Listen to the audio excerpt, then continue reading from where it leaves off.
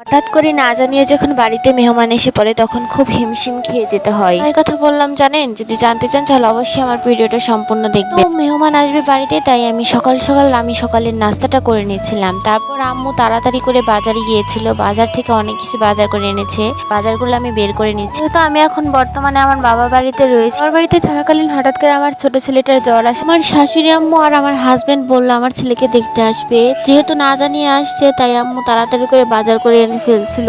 শুরুতে ওই কথাটা বলার কারণ হচ্ছে, যেহেতু আমাদের বাসায় সরকারি গ্যাসের লাইন, সেহেতু আমাদের গ্যাস বাসায় সবসময় থাকে না। গ্যাস না থাকার কারণে হঠাৎ করে না জানিয়ে মেহমান আসলে আমাদের খুবই বিপদের মধ্যে পড়তে হয়। তারপর এখানে আমি আমার মাকে রান্নার কাজে অনেক সাহায্য করছি। ডিমগুলো ধুয়ে নেওয়ার পর এখানে আমি ডিম সিদ্ধ বসিয়ে দিয়েছি। ডিমগুলো আজকে ভাজতে হবে সিদ্ধ করে।